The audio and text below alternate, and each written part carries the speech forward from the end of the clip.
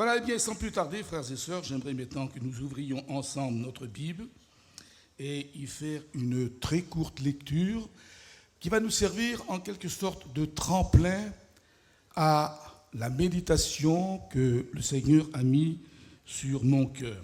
Je lis donc dans le livre du Deutéronome, qui est le 5e livre du prophète Moïse, et nous lisons à partir du chapitre 9 et quelques versets seulement au verset 22.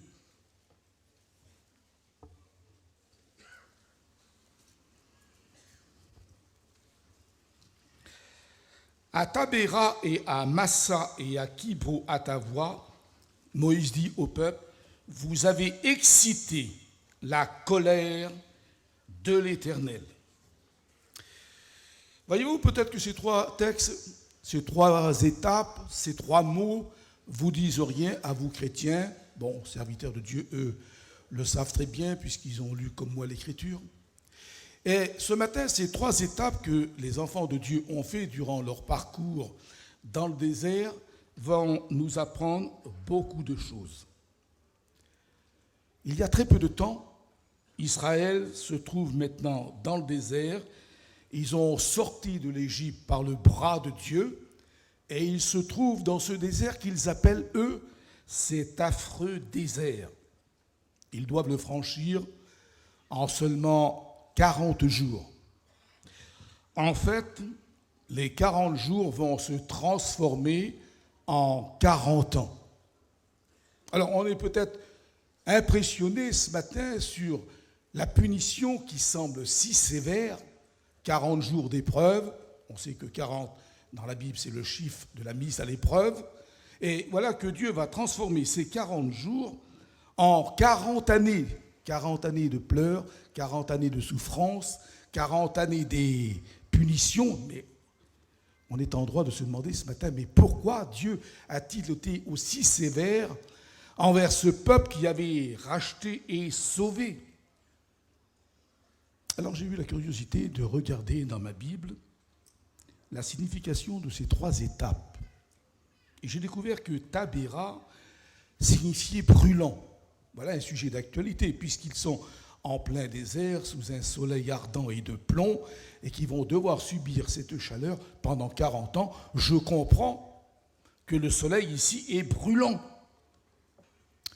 Ensuite, ils sont allés à Massa. Et là, on va changer de direction. Cette étape signifie la mise à l'épreuve, la tentation. Les tentations qui vont assaillir le peuple de Dieu, dont beaucoup vont tomber, vont chuter. Et puis enfin, troisième étape, Kibro-Hatava. Alors là, c'est le tombeau de la convoitise. Voilà qui n'est guère réjouissant. Tombeau de la convoitise. Voyez-vous, ces trois étapes, j'ai pris bien soin de lire tous ces textes qui s'y rapportent à travers l'Ancien Testament comme le Nouveau Testament. Et puis j'ai découvert quelque chose d'important qui m'a impressionné, c'est que ces trois étapes sont citées dans pratiquement toute la parole de Dieu et parfois avec des siècles de distance l'une de l'autre. Si donc la Bible prend la précaution de dire après plusieurs siècles ce qui s'est passé dans ces endroits, ça devait être d'une extrême gravité.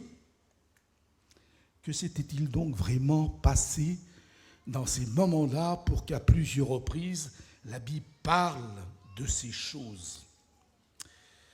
Quand on lit le psaume 95, par exemple, on est impressionné que Dieu dit « Aujourd'hui, si vous entendez sa voix, n'endurcissez pas vos cœurs. » Et voilà que 2000 ans plus tard, l'auteur sacré du livre des Hébreux cite ce passage.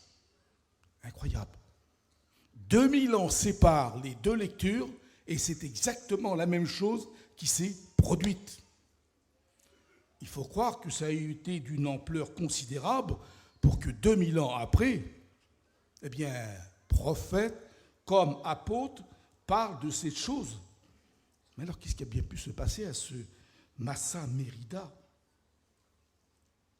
Quand on lit l'Exode 17, frères et sœurs, on va découvrir qu'il y a là une révolte Une révolte grandiose. Le peuple parle même d'aller jusqu'à lapider le prophète Moïse qui les a sortis de l'esclavage de l'Égypte. Vous savez à cause de quoi? Des choses insignifiantes. Mais là, on va comprendre que dans le désert, c'était indispensable. Il s'agit de l'eau. On murmure, on veut de l'eau! Vous vous rendez compte, ils étaient à peine sortis de l'Égypte que déjà vont commencer les murmures et la révolte.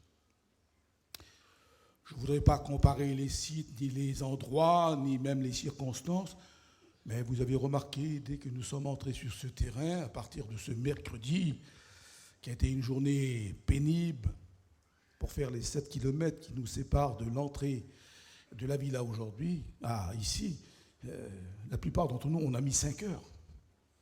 La patience a été mise à rude épreuve et arrivé sur le terrain. Tout le monde avait son petit fil à la main, mais malheureusement, on n'avait pas de quoi se brancher tout le monde. Alors, les murmures ont commencé. On était à peine installés que déjà les murmures commençaient. Et je me suis dit, bon sang de bonsoir, qu'est-ce qu'on ressemble à Israël? Et puis Dieu va faire le miracle dans ce désert aride que je connais personnellement bien. J'y suis chaque année pendant des jours. Je l'ai parcouru de long en large.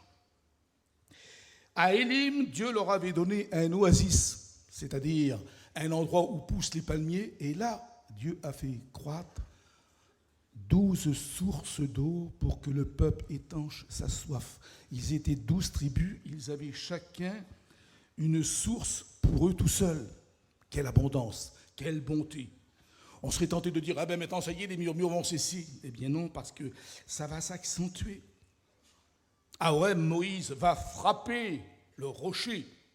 Et il va s'en suivre une grande cascade d'eau. Quand vous lirez le psaume 114, vous verrez qu'il est dit que Dieu a changé le rocher en étang, le roc en source d'eau. Quelle abondance qu'il y a à suivre Dieu. Et là encore, on serait tenté de dire, eh bien maintenant, puisqu'ils ont des étangs devant eux, qu'ils ont des sources en abondance, ça y est, les murmures cessent. Eh bien non, les murmures vont continuer parce que maintenant, ils vont réclamer quelque chose. Ils veulent de la viande. Ah, qui nous fera manger de la viande? Quand on était en Égypte, on se souvient, près des pots de viande, on en avait en abondance.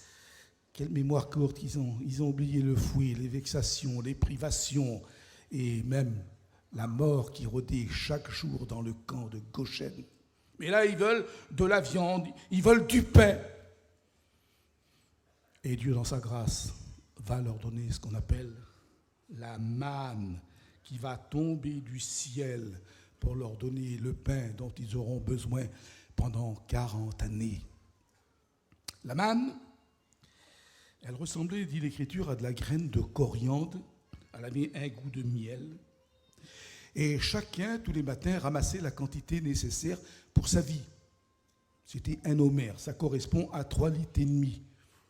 Largement de quoi nourrir un homme, même plus.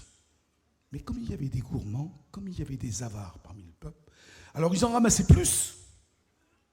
Mais le matin, quand ils se réveillaient, la manne avait pourri, il y avait des vers à l'intérieur, elle était infecte, et alors on ne pouvait plus la manger.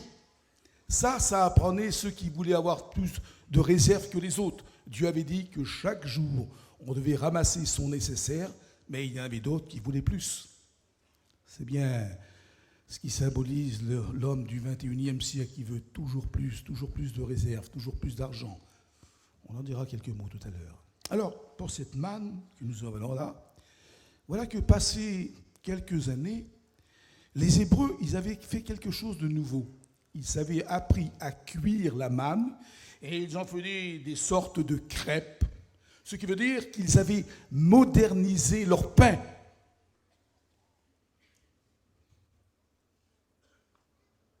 Je voudrais vous mettre en garde contre quelque chose ce matin, frères et sœurs. C'est que la parole de Dieu nous dit que Jésus est le pain vivant qui est descendu du ciel. Ce pain qui a un goût exceptionnel, qui a été capable de nourrir des millions d'êtres humains à travers les siècles. Ce pain que nous avons découvert à partir de l'année fin 49 et qui aujourd'hui rassasie nos groupes, ne le modernisons pas, afin qu'il garde son bon goût. Nous ne voulons pas un nouveau Jésus. On ne veut pas un Jésus qui est là simplement pour exaucer nos prières. Faites très attention à ce que je vais vous dire, frères et sœurs. C'est très important. Ne faisons pas de notre Seigneur notre garçon de course, tel un petit génie. Chaque fois qu'on a besoin de quelque chose, on décroche le téléphone de la prière. « Allô Seigneur, donne-moi ceci, donne-moi cela. » Mais qui sommes-nous pour commander le Seigneur? Quelle audace avons-nous? Qu'à chaque instant, on est comme des mendiants, comme des conquérants, comme si on revendiquait quelque chose qui nous appartient en propre. Non, Jésus n'est pas le petit génie qui accepte qu'on le dérange à chaque instant pour des futilités, pour des choses inutiles. Et vous allez voir que ces murmures dont nous sommes en train de nous occuper ce matin, vous allez voir que les conséquences, et vous allez être surpris, vous allez peut-être même en rire, tellement que c'était inutile. Pourquoi il y avait des révoltes? Pourquoi il y avait des murmures? Pourquoi il y avait des soucis? Pourquoi il y avait des problèmes? Pour des choses inutiles. Rien du tout. Ils avaient l'eau, et ils avaient le pain. Maintenant, ils veulent de la viande. Quel culot, Seigneur. Jamais content, jamais satisfait. On leur donne ça, ils veulent ça. Alors, qu'est-ce qu'ils vont prendre comme viande? On est en plein désert, il n'y a pas de boucherie, il faut bien le comprendre. En plus, sur un climat tel qu'il était à cette époque, on ne pouvait pas conserver les aliments, on n'avait pas de frigo. Alors je comprends qu'il y a eu des mécontents chez nous quand on n'a pas eu la panne d'électricité, qu'on n'a pas eu tous notre petit fil, parce que les frigos sont pleins pour la réserve de la Convention. Je comprends que la revendication était juste. Mais je suis persuadé que tous nos frères des moteurs ont fait le maximum, mais on a été un peu dépassés, frères et sœurs. Alors, le but de ce matin, c'est que nos murmures cessent, qu'on ne copie pas le mauvais exemple d'Israël, afin qu'on trouve la bénédiction dont nous sommes venus chercher ce matin. Alors, puisqu'ils veulent de la viande, on va leur en donner. Et voilà que Dieu va envoyer des cailles. Alors, vous lirez ça dans le livre des Nombres, le chapitre 11. Et Dieu va faire tomber du ciel des quantités d'oiseaux comme cela. Et j'ai eu la curiosité de savoir combien il pouvait y en avoir. Et voyez-vous, ces petites bestioles qui ont été là, il y en avait sur une journée de marche du côté gauche et une journée de marche sur le côté droit. Ce qui représente au bas mot 20 kilomètres de long sur 1 mètre d'épaisseur. Vous imaginez des millions de cailles qui tombent au sein même du peuple de Dieu pour les nourrir d'une façon très abondante. Et regardez comment Dieu s'y est pris. Il a utilisé 2 vents. Le vent de l'Est et aussi le vent du Sud. Et nous trouvons cette allusion dans le psaume 78, que j'ai pris bien soin hier soir, encore très tard, de relire. Regardez ce qu'il nous dit au verset 27. Dieu fit pleuvoir sur eux la viande comme de la poussière, comme le sable des mers, et les oiseaux ailés, il les fit tomber au milieu de leur camp, tout autour de leur demeure. Ils mangèrent, se rassasièrent abondamment. Et regardez l'aspect comique qu'il y a maintenant dans l'affaire. Ils n'avaient pas satisfait leur désir, ils avaient encore la viande dans leur bouche lorsque la colère de Dieu s'éleva contre eux. Ils étaient en train de mâcher. Et la colère de Dieu va s'abattre sur le camp. Et vous voyez, malgré tout ça, le verset 32 dit, malgré tout cela, ils continuèrent à pécher. Vous vous rendez compte comment que le cœur des hommes pouvait être dur à l'époque, de voir un miracle de cette nature. Vous savez que les écailles, c'est des oiseaux migrateurs. Ils vont dans les pays chauds et puis ils reviennent. Et là, ils se sont abattus sur Israël d'une façon exceptionnelle pour nourrir le peuple. Et là, pendant tout un mois, ils vont jouir de la nourriture que Dieu va leur donner, aussi nombreux, vous avez remarqué, que le sable des mers. Un petit oiseau qui a à peine 19 cm de long, qui fait partie de la même famille que les perdrix. Mais voilà, le nom hébreu, notamment de la perdrix, il va dire le crieur, la crieuse. Comme ça symbolise bien, n'est-ce pas, les murmures. Les crieurs dans Israël, ils étaient par des millions et ils étaient nourris par ces petits crieurs. Vous voyez comment l'humour de Dieu est grand. Et puis, après tout, s'ils font partie de la famille des perdrix, là encore, il y a quelque chose qui a flashé. Et je me souvenais que le prophète Jérémie, dans son livre, donnait une curieuse image qui était difficile à comprendre.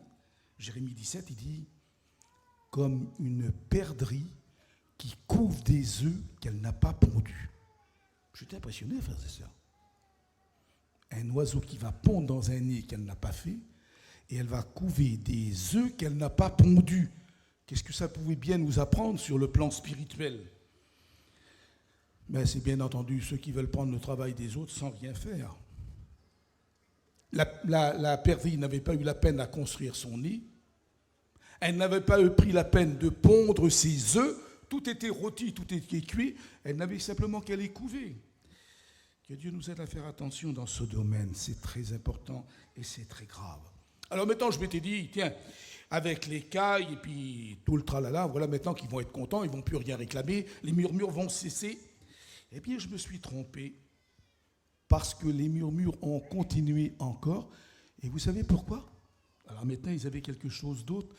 Leur appétit insatiable leur demandait du poisson. On veut des poissons, Moïse. Mais mon bon Seigneur, ce désert qui fait presque 400 km, c'est que du sable. Où est-ce que Moïse va trouver des poissons? Alors on comprend la colère de Moïse quand il dit dans les Nombres, est-ce qu'on va rassembler pour eux tous les poissons de la mer? Vous savez, j'étais impressionné par le caractère de ce prophète hors du commun. La patience qu'il a dû avoir pendant 40 ans pour diriger un peuple aussi indocile et aussi indiscipliné qu'était Israël. Vous ne vous rendez pas compte, dans l'endroit qu'ils étaient et toutes les réclamations qu'ils veulent. Il est dit que Moïse était un homme fort patient.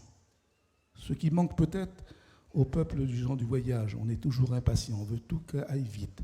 Vous avez remarqué, quand on arrive dans un endroit, dans une hypocrisie, on n'a pas la patience d'attendre aux caisses. On veut brûler les étapes. Quand on veut sortir, c'est à celui qui vous doute devant. Vous avez remarqué? Pas de patience. Voilà donc un fruit de l'esprit que nous aurons terriblement besoin. Et malheureusement, ce fruit de l'esprit ne se vend pas en magasin. Il s'obtient grâce à la consécration, à la prière que Dieu donne dans sa bonne grâce. On veut des poissons, quelle audace! La colère de Moïse éclate. Seigneur, est-ce qu'on va vider la mer pour leur donner des poissons? Mais on dirait qu'Israël a la mémoire courte. Il n'y a pas si longtemps que ça. Est-ce que Dieu n'a pas empoisonné tous les fleuves d'Égypte à partir du Nil, les ruisseaux, les étangs, tout a été transformé en sang. Et il est écrit que tous les poissons sont morts. Alors comment se fait-il qu'ils veulent encore des poissons puisqu'il n'y en a plus? Je me souviens que Job, bien des siècles plus tard, dira « Interroge les poissons, ils te l'apprendront ». Qu'est-ce que les poissons peuvent nous dire à nous aujourd'hui, les chrétiens du XXIe siècle? Oh, il suffit pour ça peut-être de relire les évangiles et de voir qu'à un moment donné, avec 2 petits poissons, Jésus va nourrir une foule immense de 5000 hommes, sans compter femmes et enfants. 2 petits poissons. On se souvient de la pièce qui était dans la bouche du poisson et que les gens religieux demandaient à Jésus de payer l'impôt pour le temple et qu'ils n'avaient pas un rond. Il dit sur Pierre, jette ton hameçon. Et le premier poisson qui mord ouvre sa bouche. Tu trouveras à l'intérieur un statère qui valait 4 deniers. De quoi payer largement. Alors qu'est-ce que ça peut nous enseigner tout cela? Réjouissez-vous mes frères. Ces 2 petits poissons de la multiplication des pains nous parlent que Dieu est capable de pourvoir aux besoins de ses enfants d'une façon magistrale. Quand ils ont demandé, les apôtres, que Jésus leur a demandé, ramassez tout ce qui reste, ils ont ramassé 12 paniers. Et dans la 2e multiplication des pains, ils ont ramassé 7 corbeilles. Nous avons le chiffre 12, le chiffre 7. Qu'est-ce que ça veut dire? que Dieu est capable de pourvoir aux besoins de ses enfants 7 jours par semaine durant les 12 mois de l'année? Vous dites pas Amen? Mais bien sûr que si, Seigneur. Dieu est capable de venir en aide à ses enfants. Vous voyez, une petite anecdote toute simple qui me revient à la mémoire. Il y a près de cela 40 ans. La vie était beaucoup plus difficile qu'elle ne l'est aujourd'hui. Je devais y partir le lendemain à l'école biblique que nous avions à l'Échaud. Et je n'avais pas du tout d'argent. Tout juste l'essence pour y arriver.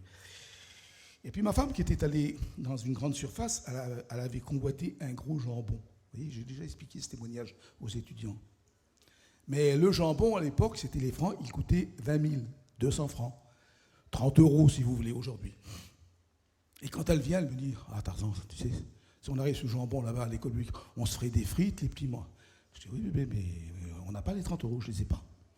Alors ça fait qu'on s'est endormi en rêvant du jambon. Et bien entendu, c'était l'hiver. Parce qu'à cette époque-là, on commençait l'école biblique en plein cœur d'hiver, il y avait de la neige, et la neige commence à tomber. Et puis vers 3 h du matin, j'entends frapper à mon camping. Ah, vous avez vu, qu'est-ce que c'est, comment on est tout de suite paniqué, Seigneur, qu'est-ce qu'il y a eu? Il y a eu un mort dans la famille. Je me lève tout de suite, et puis j'ouvre la moitié des petits portillons qu'on avait des caravanes à l'époque. Et puis je vois, c'est un petit raclot qui est devant, il s'appelait Jackie. Jackie, qu'est-ce que tu fais là? Puis la neige tombait sur lui. Ben, il dit, écoute, voir, j'ai été aujourd'hui à la foire de Paris. Ah, tu me réveilles à 3 h du matin pour me dire que tu as été à la foire de Paris? Oui, mais il dit, attends, laisse-moi finir. Il dit, et puis j'ai passé devant un charcutier qui avait des jambons. Ah, quand il a dit jambon, ça l'a flashé. Ah, je dis, ça y est. Qu'est-ce qu'il va me raconter celui-là? Je dis, oui, et alors? Ben, il dit, j'ai acheté un gros jambon. Oui, c'est bien. Et puis, ben, figure-toi que je n'arrive pas à dormir depuis 3 h du matin. Le Seigneur m'a dit, va chez le frère Tarzan, porte-lui ton jambon. Alors voilà ton jambon, et moi je retourne me coucher.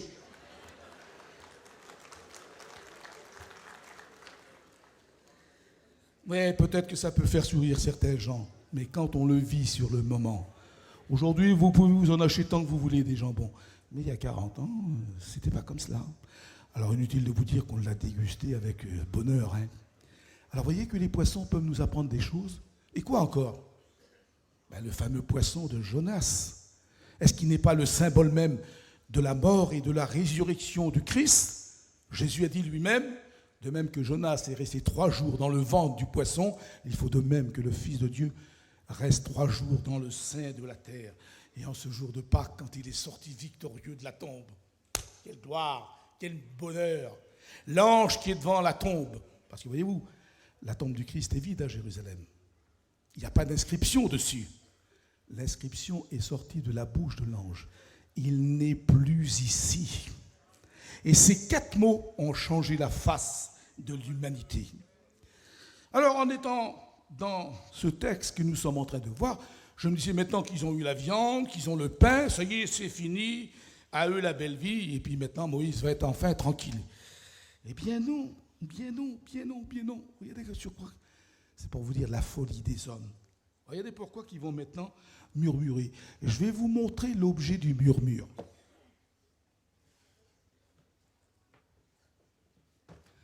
Un concombre. Quelle imbécilité. Ils vont oser faire une révolte pour un concombre. Alors, étant donné qu'ils ont parlé de concombre,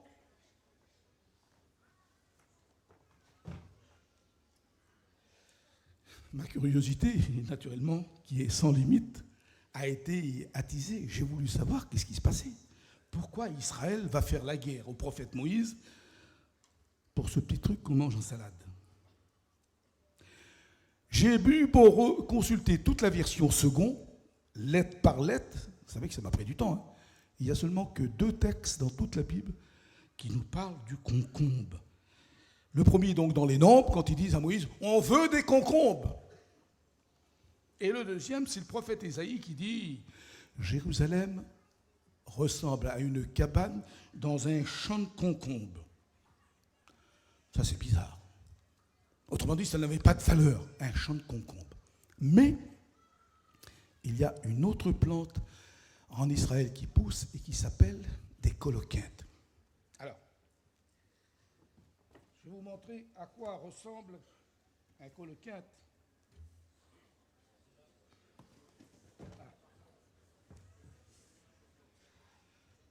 Voilà. Sauf que c'est avec plusieurs couleurs. C'est bleu, c'est vert, c'est rouge. Et c'est de la même famille que le concombre, mais celui-ci est comestible, celui-ci ne l'est pas.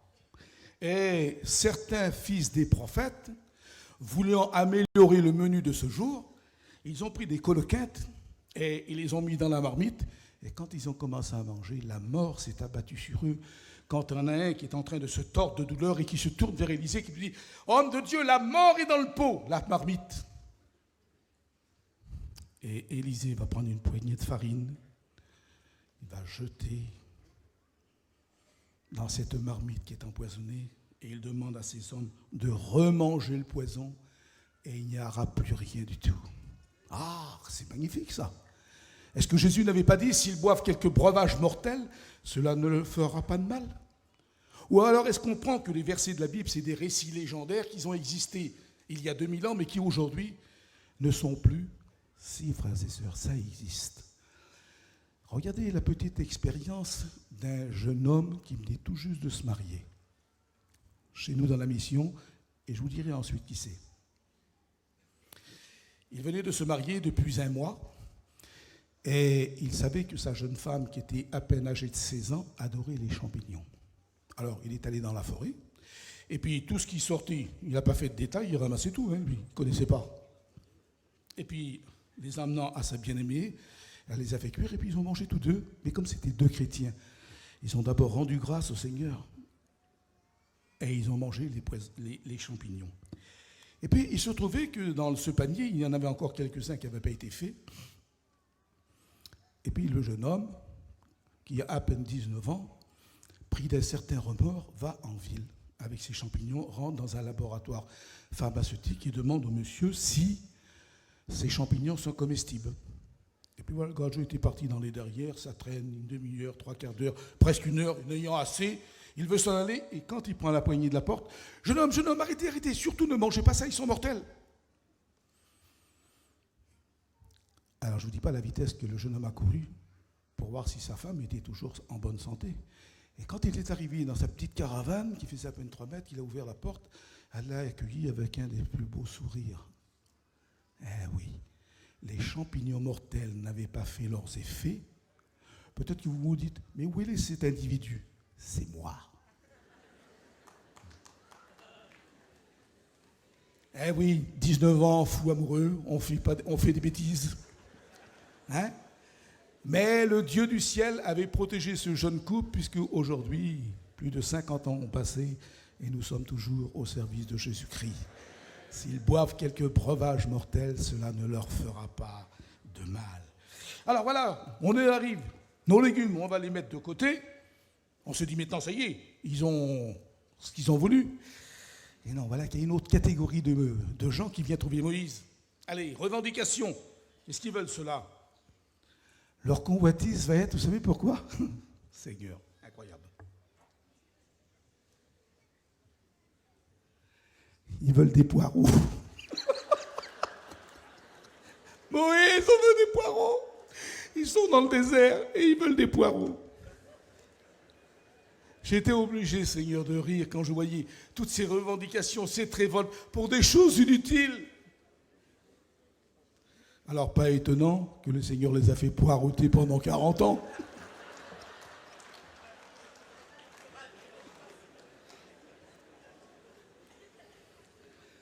Alors, après ça, je dis, bon, ben maintenant, c'est tranquille. Hein. Ils ont eu le strict nécessaire, même plus, alors ils vont nous ficher la paix avec leurs légumes. Eh ben non, je me trompais encore une fois. Maintenant, il y a une autre délégation qui arrive et qui dit à Moïse, « Moïse, tu sais ce qu'on veut, nous ?» « Non. » Ils veulent des oignons. « Moïse, on veut des oignons !» Alors je comprends maintenant que les oignons, accompagnés d'écailles, ça devait être délicieux. Bon, d'accord. Mais de là, aller faire une révolte pour une échalote, quelle chose inutile. Se priver de bénédiction, murmurer contre Dieu et contre son serviteur pour des choses aussi futiles et inutiles que ces choses. Ah, ce brave peuple, au lieu d'ennuyer Moïse, ils auraient fait mieux s'occuper de leurs oignons. Hein. Maintenant, on sait que quand on épluche ce légume, il a la faculté de nous faire pleurer. Et là, voyez-vous, j'ai bien pris la précaution de relire l'Ancien Testament, toutes ces étapes dont nous avons vu tout à l'heure. Et si vous saviez, les larmes versées, les souffrances que le peuple a dû endurer pendant ces 40 ans de larmes, 40 ans de souffrances, tout ça à cause de ces fameux oignons. Ils ont pleuré pendant 40 ans. Et quand ils ont fait cette traversée du désert qui porte 6 noms, ça vous ne le saviez peut-être pas, chrétiens, le désert porte 6 noms. Il y a le désert de Chour, le désert d'Étan, le désert de Sin, le désert du Sinaï, le désert de Paran ou encore le désert du Tsin. Ce qui fait à peu près en tout leur distance, peut-être 2000 kilomètres. Et sur 40 ans, c'est rien du tout. Mais pendant ces 40 ans de larmes, 40 ans de pleurs, parce que voyez-vous, des populations s'étaient jointes à Israël quand ils sont sortis d'Égypte, des gens qui n'étaient pas convertis. Et il y a eu ce qu'on appelle des mariages mixtes entre gens de Dieu et gens païens. Ce qui veut dire que bien des mères ont pleuré parce que leurs filles ont épousé des païens ou leurs fils ont épousé des païennes. C'est ce qui explique que la plupart d'entre eux n'avaient pas été circoncis à la sortie d'Égypte parce que les parents païens, ils ne le voulaient pas. Alors voyez-vous, ces oignons qui symbolisent les pleurs, les souffrances, m'ont fait penser. Si dans l'époque d'Israël, des mères pleuraient à cause de leurs enfants, je pense que ce matin, au milieu de nous, même si elles ne le disent pas, combien de mères pleurent encore aujourd'hui parce que leurs enfants ne sont pas convertis ou mal convertis, ou encore qui sont sur le point de divorcer, ou même divorcés. Et on voit que les familles se déchirent, s'entretuent entre eux, parce que la lumière va mal avec les ténèbres. Et combien d'entre elles passent la plupart des nuits à côté du carreau pour voir si la voiture est rentrée. Et vous savez, les nuits, quand on les passe, elles sont interminables, quand c'est dans la souffrance. Je pense aussi aux épouses qui sont mariées avec des inconvertis, ou à des maris qui sont mariés avec des femmes païennes. Parce que vous savez, mine de rien, ces petites bonnes femmes, toutes menues, toutes frêles, quand c'est un inconverti, c'est une véritable peste. Elles sont peut-être pires qu'encore que les hommes. Ah oui, on dit bien, petite vipère. Vous avez vu comment c'est? Elles disent rien, mais vous savez, elles en disent long. Et je comprends qu'il y a des foyers qui sont malheureux parce que lumière et ténèbres ensemble, ça ne va pas trop bien. Nous l'avons écouté tout à l'heure dans le témoignage de notre frère. Je pense aussi à tous ceux et celles qui sont malades, dont la guérison tarde à venir, que des nuits à pleurer, que des incompréhensions, que des « Ah Seigneur, mais pourquoi ?»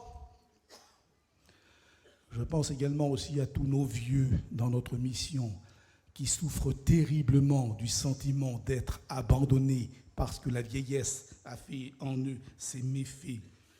Et voyez-vous, quand on lit le psaume 6, on est frappé de voir qu'il y a tant de souffrances.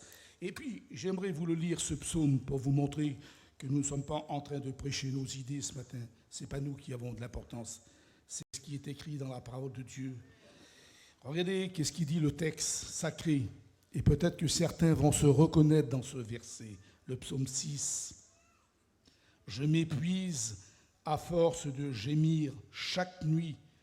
Ma couche est baignée de mes larmes. Mon lit, il est arrosé de mes pleurs. J'ai le visage qui est usé par le chagrin, et tous ceux qui me persécutent me font vieillir. Éternel, entends la voix de mes larmes. Éternel, exauce mes supplications, accueille ma prière. » Voyez quel cri de détresse, que de souffrance, des larmes. Je pense également à tous les veuves qui ont perdu leur bien-aimé et qui aujourd'hui doivent continuer la vie, cette vie qu'ils ont en dégoût. Vous savez, quand un homme d'un certain âge perd sa compagne, avec qui il a été pendant 30, 40 ans ou plus. C'est bien plus pénible que quand c'était un jeune veuf qui a 20 ans ou 25 ans. Là, c'est toute une vie qui s'efface. Vous savez, je me souviens qu'un jour, ma femme était rentrée à l'hôpital. C'était certainement l'une des premières fois qu'elle était venue à l'hôpital. Et je restais avec elle jusqu'à temps que les gardiens me mettaient dehors, c'est-à-dire vers 8h, 8h30 du soir. Et quand je rentrais, la nuit était déjà tombée. C'était la tombée de l'hiver.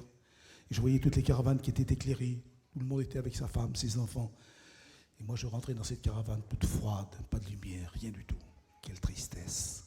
Alors je comprends que ceux ou celles qui vivent ce moment de la séparation, quelle souffrance, que de larmes versées, que de larmes cachées, que personne voit, mais que eux sont en train de les vivre, cette situation tellement difficile.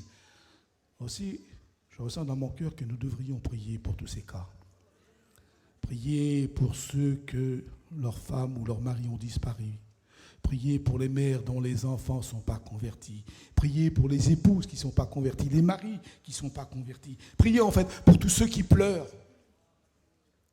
Et j'aimerais, Gérard, que tu le fasses pour nous. Je vais te passer le micro en bas.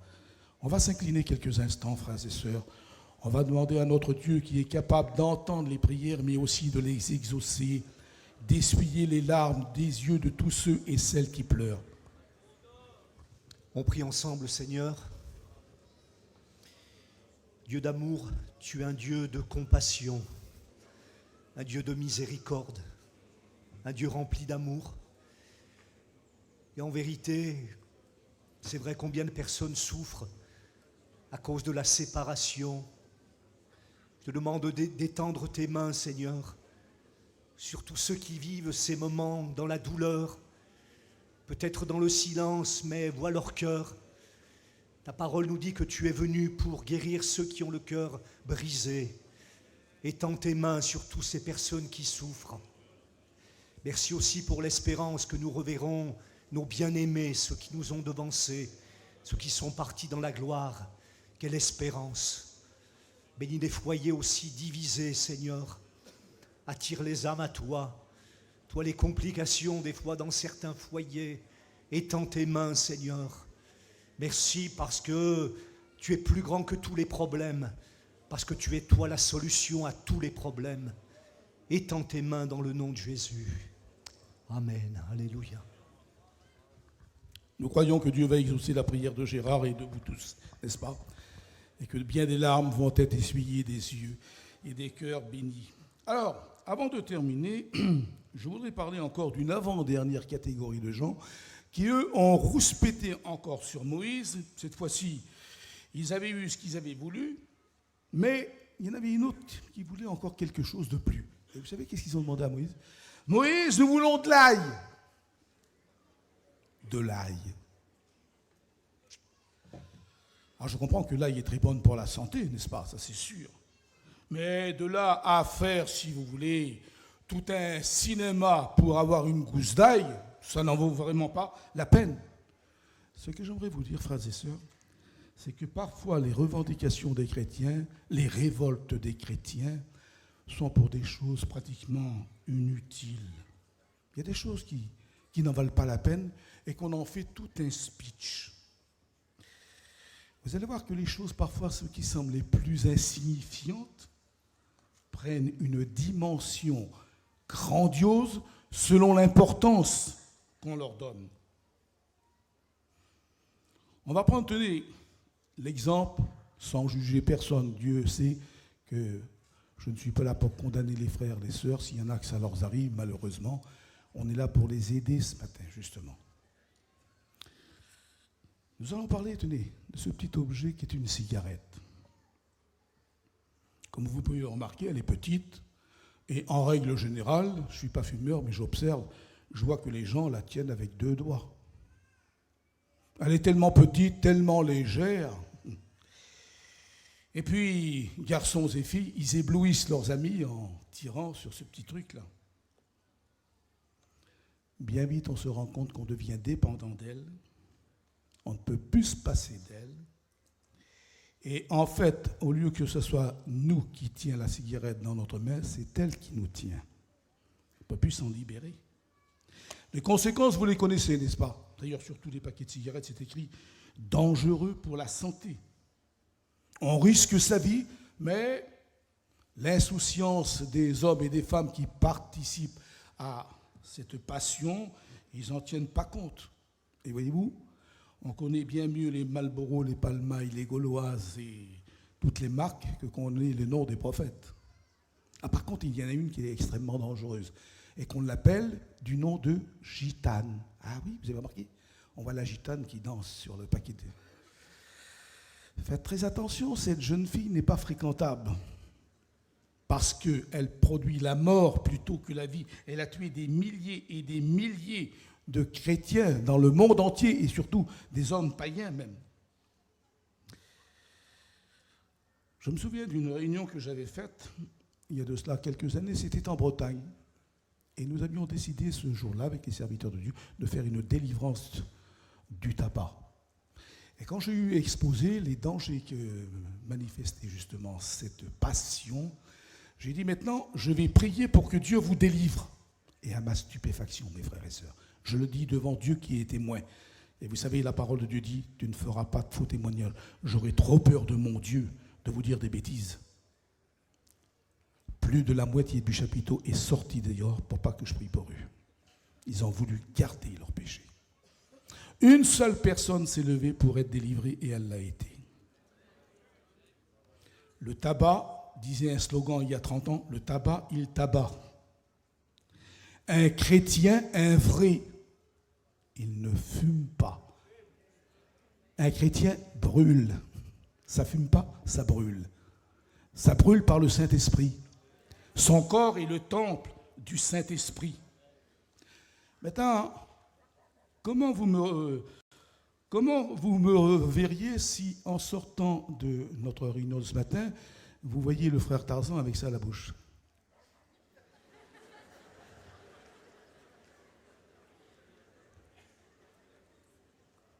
Je suis certain que tout le monde va dire « Ah, c'est pas bon, mon frère, pour toi, hein. T'es un pasteur. » Si c'est pas bon pour le frère Tarzan, c'est bon pour personne. Je pensais qu'on aurait pu applaudir ça.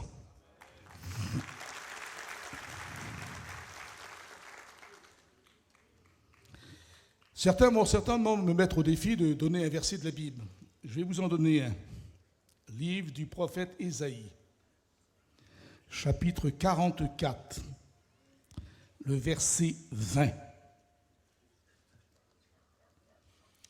Il s'agit d'un idolâtre ici, quelque peu déboussolé, et auquel Dieu dit, il se repaît de cendres, il se nourrit de cendres. Son cœur abusé, il l'égare. Il ne sauvera pas son âme, et ne dira-t-il pas, n'est-ce pas du mensonge que j'ai dans ma main? Et regardez ce que le prophète Zacharie conclut dans son livre. Zacharie chapitre 9, le verset 7, où Dieu dit « J'ôterai les abominations qu'il a entre ses dents, j'ôterai le sang de sa bouche. » Peut-être que ce matin, je ne sais pas, je ne le souhaite pas. Et peut-être qu'il y a quelques personnes qui voudraient être délivrés de ce mal, de cette passion qui nous cache des bénédictions. Je ne vais pas vous demander de vous lever ni de lever la main, je ne veux gêner personne. C'est entre vous et Dieu. Mais je sais que Dieu peut accomplir la délivrance là même où vous êtes, si c'est votre cas. Et on va demander à un serviteur de Dieu de prier pour que Dieu vous en délivre. Peter, tu veux prier s'il te plaît? Demandez au Seigneur que ces passions qui nous voilent la face de Dieu, qui nous empêchent d'avoir un témoignage propre devant les gens, qui soient bénis et délivrés ce matin. Merci. Seigneur, je veux te louer, te rendre grâce. Merci pour ta parole, parce que ta parole est la vérité. Et tu vois, tous ces gens qui sont devant nous, Seigneur, on ne connaît pas les cœurs, on ne connaît pas les besoins, mais certainement il y a besoin de délivrance. Ta parole nous dit, si le Christ nous a franchis, nous sommes réellement libres. Seigneur, libère tous ces gens qui ont besoin de ta grâce, tous ceux qui veulent ce matin, tous ceux qui le désirent dans leur cœur, que ta main se pose sur eux et qu'ils repartent de ce lieu délivrés, Barodevel, pour la seule gloire de ton nom. À toi revient toute la gloire. Amen. La parole de Dieu dit, tout ce que vous demandez en priant, croyez que vous l'avez reçu et vous le verrez s'accomplir. S'il y a des fumeurs parmi nous, faites l'acte de foi. Sortant de ce chapiteau, jetez au loin votre paquet de cigarettes par la foi et croyez que Dieu vous a béni ce matin à la gloire de son nom. Et puis peut-être que vous viendrez témoigner pour encourager ceux qui ne l'ont pas été. Alors je vais terminer en vous citant encore une dernière fantaisie de ces gens qui avaient eu les concombres, l'ail, les oignons, ils avaient eu la salade. Maintenant, figurez-vous qu'ils veulent un dessert. Bon, pourquoi faire se priver après tout? Alors on veut un petit dessert au désert. Oh, quel titre. Et vous savez qu'est-ce qu'il demande à Moïse? On voudrait des melons. Un bon melon. Alors je comprends qu'un melon, c'est beau, c'est bien, et quand on le voit, la couleur est magnifique. Regardez. Quelle fraîcheur en plein désert.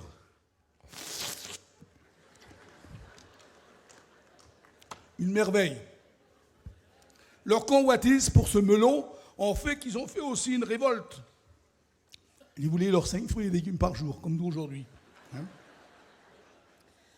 Le melon, dans la parole de Dieu, nous rappelle bien entendu la douceur. Voilà un fruit de l'esprit dont nous avons besoin. Mais le fruit de l'esprit, c'est la douceur. Et là, un certain nombre de chrétiens, de chrétiennes en ont besoin. Voyez-vous, frères et sœurs, je pense que la parole de Dieu nous a interpellés à chacun d'entre nous ce matin. Et peut-être, sur une façon peut-être détendue, parce qu'habituellement, vous savez, moi je ne suis pas un comique, je ne suis pas là pour faire rire les gens. Un serviteur ne fait pas rire les gens. Un véritable serviteur de Dieu fait pleurer les gens. C'est là qu'est toute la différence. Mais j'ai voulu vous montrer pour des choses complètement inutiles. Israël avait fait la révolte pendant 40 ans dans le désert pour des choses insignifiantes qui les ont privés de bénédiction. Ce qui veut dire que sur nos demandes que nous faisons à Dieu, attention qu'elles soient spirituelles. L'apôtre Jacques dit, vous demandez, vous recevez mal, parce que vous demandez dans le but de satisfaire vos passions. Le psaume 106 nous dit que les murmures avaient commencé dans les tentes. Et là, ça part. Des véritables pipelettes. On pourrait dire aujourd'hui que les murmures commencent souvent dans les caravanes. Vous avez vu, il y a 3-4 petites bonnes femmes ensemble, là. Et puis alors, ça y va. Ça, c'est pas usé, là. Et ces murmures, ces ragots, ces calomnies, on y croit dur comme fer, et puis on perd la bénédiction. Que de drames qu'il y aura, frères et sœurs, si au jour de l'enlèvement, certains ne seraient pas prêts. Quelle confusion, quel regret.